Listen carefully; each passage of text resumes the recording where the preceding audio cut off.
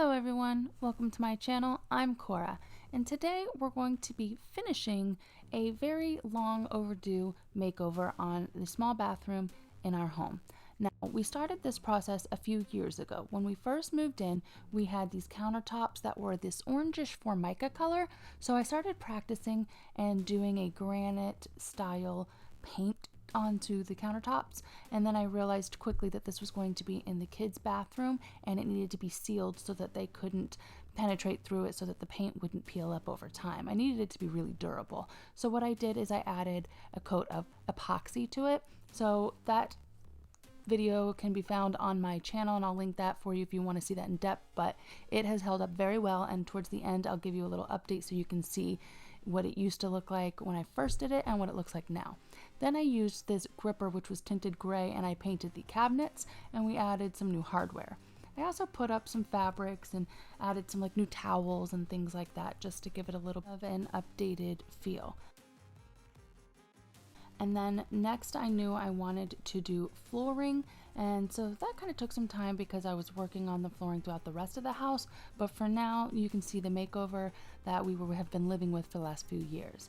Here's the flooring though, and like I said, it's so we found this flooring on Amazon. It was like almost $10 for 10 little squares, and they have other designs. I just chose one that kind of went with the colors that we were doing. This gray I thought was a nice blend.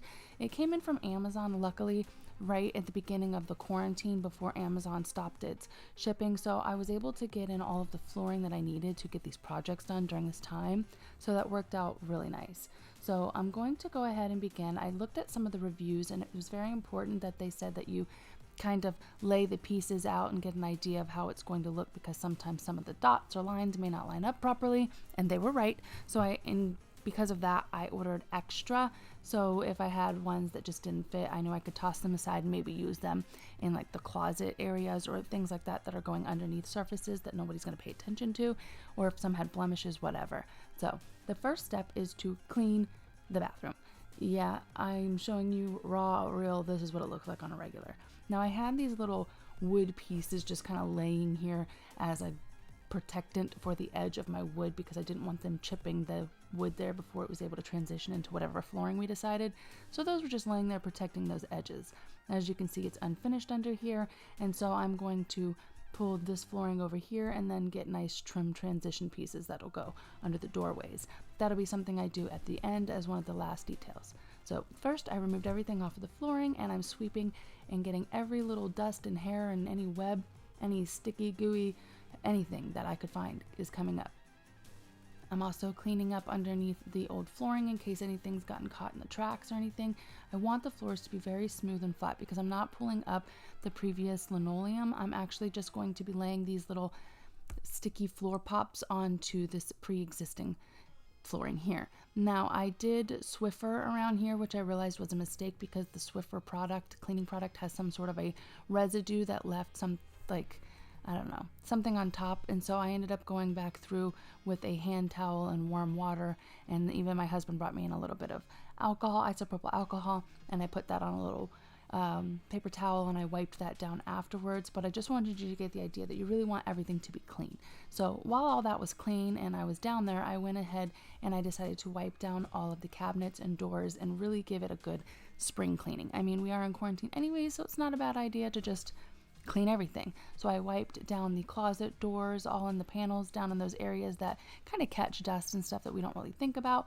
I wiped down all of the cabinets. I bleached and wiped around the entire toilet area because I gotta tell you guys, I wasn't looking forward to doing the floors in the bathrooms, mostly because I hate toilets. Toilets and sinkholes, I don't know why. It's like some weird, creepy thing. I don't know. It gives me weird nightmares. Those and spiders. Ugh.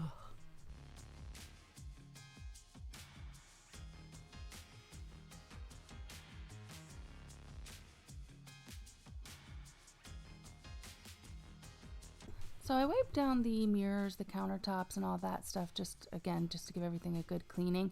And as you can see, these cabinets have kind of been through hell over the last 2 years. All I really did was put a primer on it. I never fully finished painting them because I ended up liking the color of that primer so much. But as you can see, I spray it down pretty hard and wipe it down pretty aggressively. So the fact that it's held up this long with these kids over these last few years, I'm pretty impressed with this primer. I've got to give it that. That gripper primer is by far my favorite. But in case you've watched any of my other videos, I think you know that. You would totally get that on a trivia. So moving on, making sure that everything was nice and prepped and clean and ready to go, it was time to start laying out and configuring the floor pattern and how I want it to go. I did wipe down the baseboards too, and I'll caulk all that, but that needs a really good paint job too. So keep in mind that's going to look kind of grungy all the way to the end because that needs to just be completely repainted. But once the flooring starts going down everything, you can kind of really tell, and it looks nice and clean. Getting it wiped down, it did change it quite a bit. So moving on, let's get the configuration figured out. We're going to put these tiles, as you can see here, I'm just kind of like turning the squares around. I'm finding that certain ones, the dots, have to line up a certain way and the lines have to go a certain direction. So once I figured that out, I got a nice little flow going, and I figured out the whole floor throughout the bathroom. Now, once I started peeling and laying them down, I did find that I would change a couple out here and there. I did find some that had some blemish marks on them, which I tried wiping off and they didn't. So those I tossed to the side, and I figured I would use those in the closet space. So I'll show you what those blemishes look like here in a minute. Like, it had this like red type of ink, or almost like a stain, like a Kool-Aid stain almost on it. It was the strangest thing. So those I just tossed to the side, and I went through them all. It took me 4 packs to get this bathroom done. If it weren't for some that had blemishes or whatever, it would have been 3 packs. So it worked out nice that I had extra, and then I'll save those again for like little details or little closet areas or things that are going underneath that aren't going to be seen. So once I got that all figured out, it was time to start cutting.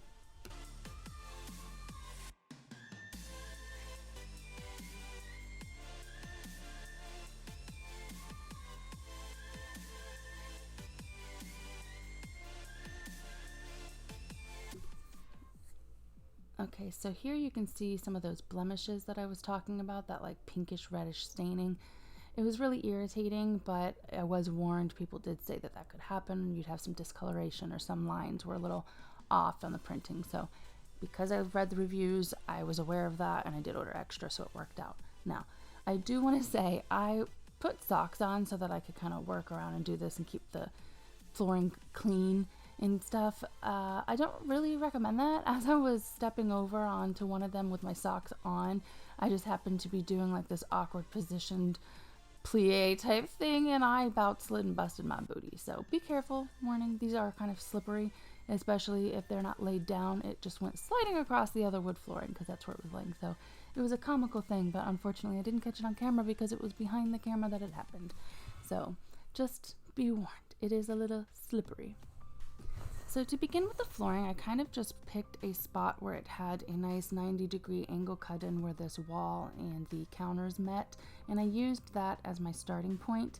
It wasn't exactly a straight 90 degrees because we'll find out later that the wall to the other side was a little bowed and, again, you know, not straight, common with these homes. So I just did the best that I could to try to reaccommodate for that and turn it into the other way. As I was moving along, I gave like tiny little gaps and then pushed them over and did whatever. And you'll hear in a little bit, my husband will come in and he'll say, is it kind of going that direction? But then he'll also see that the wall is bowing to the left on the one side. So there's that. So we did the best that we could. I figured this flooring too, it's busy enough that it would kind of hide any of those flaws or imperfections of it not being perfectly straight. I figured if it was a larger design, it would matter more, but because the design is so small and so busy, you don't really notice it. But it's also not too busy because it's got that light gray tone to it, so that way your eye isn't like overwhelmed looking at it, not like say black and white squares or something that might give you some sort of optical illusion or mess with your vision. This doesn't really do that. It's very subtle to the point that it kind of just blends into the background, which is what I want. You know, you throw a couple rugs on it and it just looks like a nice clean flooring. So that's what we achieved here. So I'm going to just get this flooring done down in here, and I'm just using a blade like a box cutter to cut them. For the most part, it was pretty easy. I would just take a piece and I would find where it lined up by putting it up against the edges there, and I would find the part that would be the good side, and I would line that up against the wall then after I flipped it, and use that as my guide on how and where the cut needs to go. So I took my blade, found where it then met up with the tile, and I put a little dash mark on each side of the tile, as you can see here. That gave me an idea of where I needed to cut. Then I would take something straight edge and use that on an area of the floor or a box or something that wasn't going to be damaged by the blade if I cut through it, and I used that to then cut the tile piece.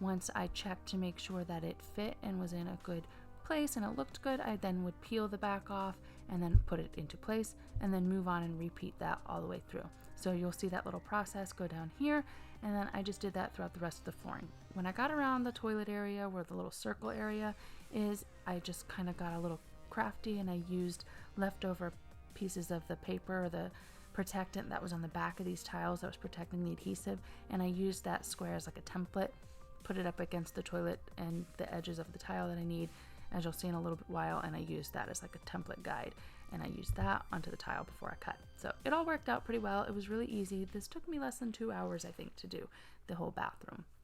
So just to give you an idea of time-wise. Now I did go back and caulk it the next day, and I think that made a drastic difference too, because sometimes it's those little details you don't think about and you think, oh, well, I can maybe skip that. But it made it go from night and day, from looking like, oh, okay, you got new floors, to, oh, wow, this looks really clean, really nicely finished and totally renovated. So just a little tip there. Sometimes caulking is really the last finishing touch detail that will really give it the edge it needs to send this little makeover from to wow.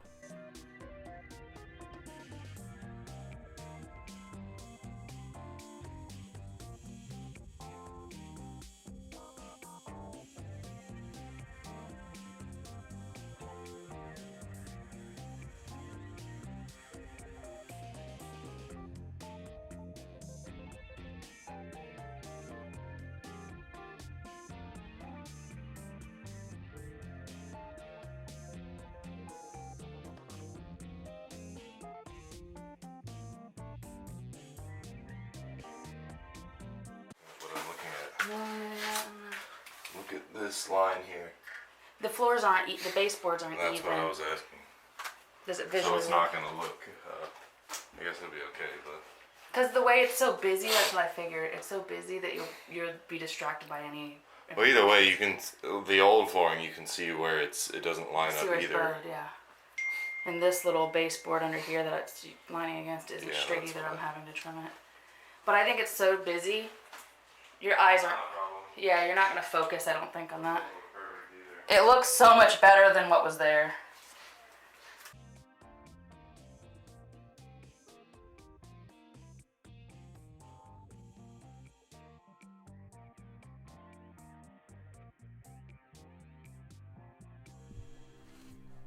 Overall, this was a very easy job, definitely a one-person job. I didn't really need to whip out any saws or anything to cut any tile or whatnot. I really wanted to get this done really quickly. Originally, we were going to be putting tile down in here, or actually we were going to be putting the laminate wood plank flooring in here. We had bought enough for the whole house, but after seeing how my kids were in this bathroom, I realized it would be nicer to have something a little bit more life-proof for them, and tile was just going to be one of those tasks where I didn't feel like getting into it, and it was so hard on the knees doing the regular flooring. I couldn't imagine doing the tiling. So I was looking for something that was going to be pretty inexpensive and pretty quick that I could do by myself, and I'm pretty pleased with these. They're like little floor pops or something they're called. I believe at the beginning I showed you a couple of the varieties of them, but I do like them quite a bit. It's an easy job, in and out. I got it done in like 2 hours. I just put on a couple of podcasts, listened to them, and I got the job done, and I was really happy about it. Whenever I got a section done, I would smooth it out with the weight of my body and my feet and just kind of make sure that it was really in there, And then what I recommend is that if you're going to be doing this on top of some other flooring, if it's concrete, I might use a glue or some sort of adhesive to help go through that porous surface. But if you're doing it over top of something like this, the laminate or a tile, make sure that you clean it really well before and that there's no hairs or dust, and especially no types of oils. Even oils from your hands can cause it to prevent it from adhering really well. So to give it the best chance of adhering, I would recommend wiping it down with something alcohol based or some sort of degreaser. And I think that worked quite like a charm. If you can, you could heat it up even a little bit on the back to really get that adhesive nice and sticky when it sticks down. I figure over time the humidity from taking showers and stuff in here would help with that process. And I've got the kids being really cautious not to let too much water seep down into them right now while it is going through its adhering process. So they're doing really well with that. They love the bathroom and they're doing a better job at keeping it clean now. I think that the sight of it being clean is helping to remind them to keep it clean. So overall, it is working out wonderfully.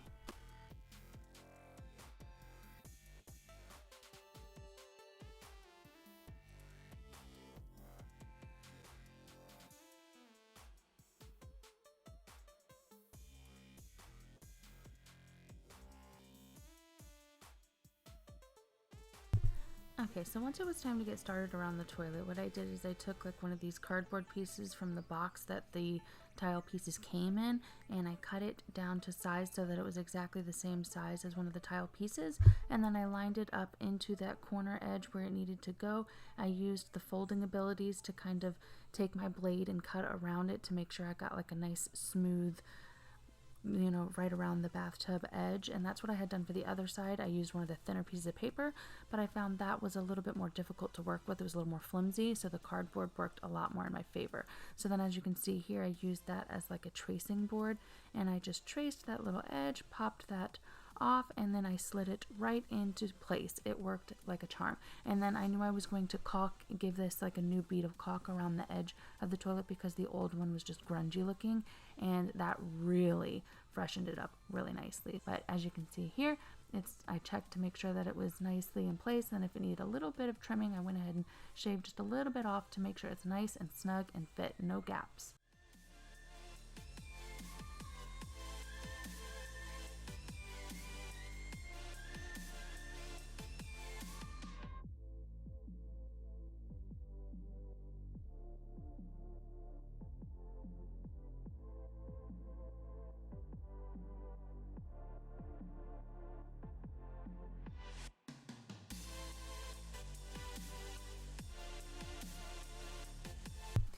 Once I finished the last little square down here where the flooring meets up, it was time to clean up the mess and then get the bathroom floor kind of cleaned up. There were a couple of smearing or smudging from the adhesive where it got stuck to like my pants or my fingers or something, and it kind of smudged on the tiles. So a simple sweep through to get anything off of it, and then I used like just a little paper towel with a dab of alcohol on it to wipe up any of those little adhesive smudges, which worked fine. I will get the trim whenever the stores are back open. Again, we are in quarantine, which explains why I haven't brushed or done my hair in like 14 days. We're on only day 10 of quarantine, but don't judge me.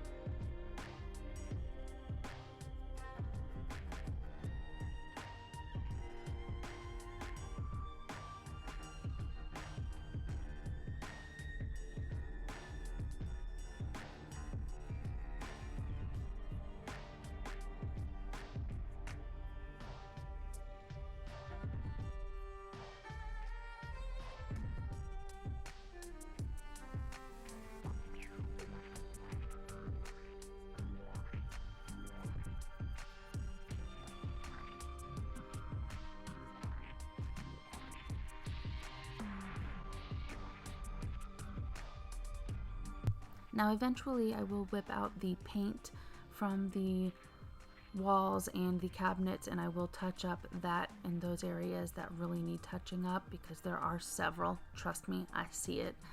Yes, I see the eyesore staring out at us saying, hey, just paint over me, make me better. I tried wiping down some of it and it just wouldn't come off, not even with a magic eraser. Time to caulk these baseboards.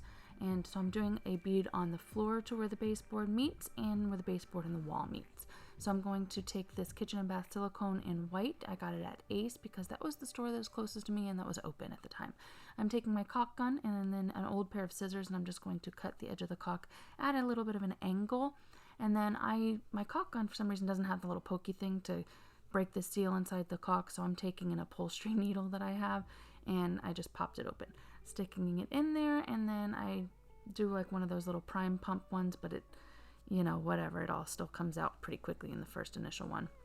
And I start my bead of caulk on the top and on the bottom, and then I just take like a little wipe or something, wrap it around my finger, and I use my finger to smooth out the edge. Now, normally I would go for a smaller bead of caulk here, but I'm trying to cover up a blemish between the old paint where it met the baseboard and the new paint, because it was like this old lime green, teal colors, all whatever, and I'm trying to cover up all of that.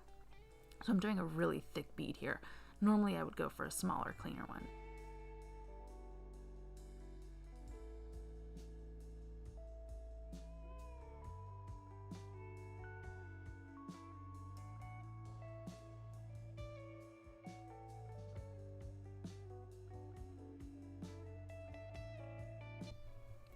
Is it just me, or is there something super satisfying about watching a caulk gun put a bead of caulk down and then smoothing that out? I don't know. Like, this is so relaxing to me while I'm editing to watch.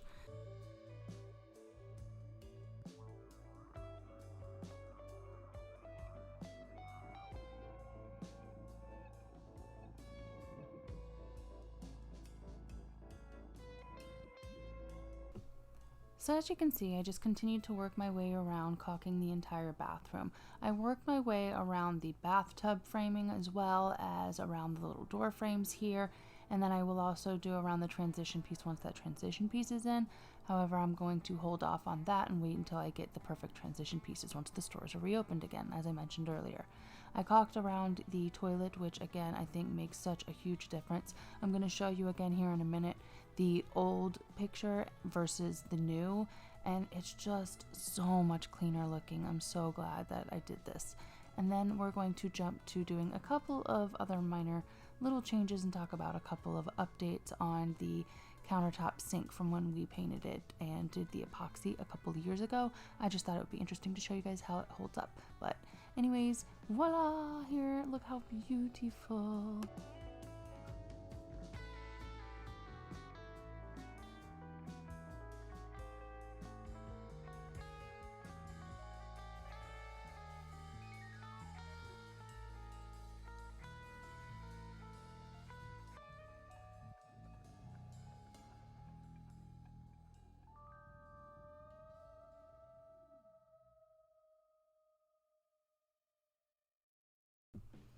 So here's where I still need to put the transition piece from where the wood floor goes into the new flooring, and as you can see, some of these pieces aren't really adhering well, so what I'm going to do is glue those down before I put that piece.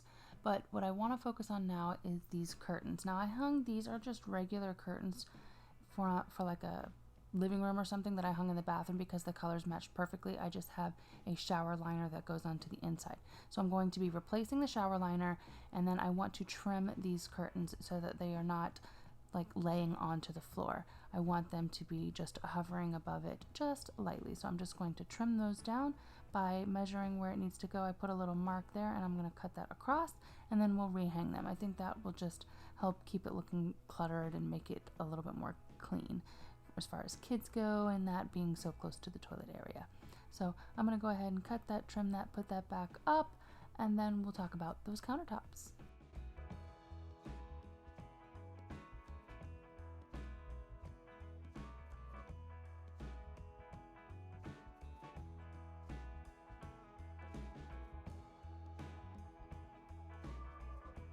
Let's just take a moment to remember where we started from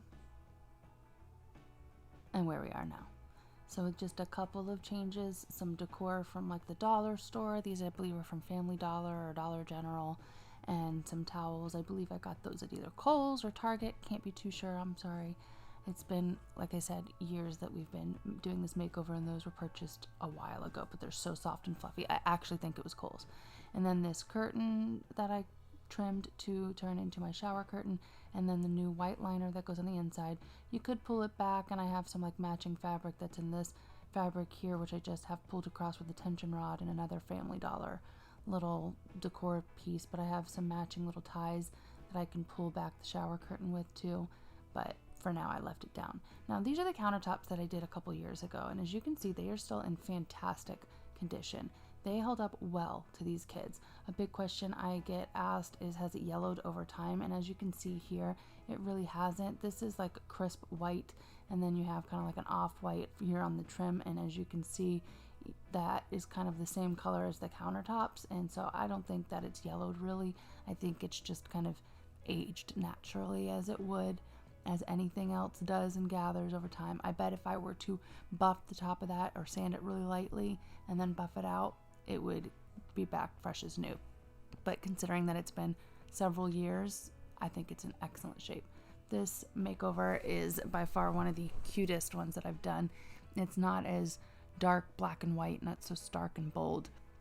It's much more subtle and calming, and that's what I wanted for our guest bathroom. I wanted you to come in and it to feel inviting and clean and fresh. Now I do need to do some touch-ups on the paint on these cabinets here and on the walls where there's like just gunk or stuff that I can't even explain. I don't know what it is. I tried getting it off, I couldn't, so I'm just going to be slapping some paint over it, as anyone would, right? Alright guys, well, I hope that you enjoyed this. I hope that if you are interested in these countertops, you'll go check that video out, which I've linked for you below and somewhere up in the top. And as you can see, it's just that epoxy held up so well. And those edges there, I get asked a lot what I did with edges. I did not do epoxy on there. I used polyacrylic because the epoxy was just a little too thick and heavy, and I didn't want it to be droopy and drippy looking. So I did polyacrylic on the edges, but that's a perfectly fine seal. Nothing really gets up there, but toothpaste always gets on my countertops, so I'm glad that I did the epoxy. Well guys, let me know what you think down below. I'm going to be doing a different makeover using the same tile, but in my master bathroom, and that's a completely different color theme and style of bathroom, and it is much larger. It has the little water closet area, the sink, double vanity, a bathtub, a shower, all of that. So we have to kind of work around a lot of different areas. But for now, I hope you guys enjoyed this one. I will see you on the next video. Bye.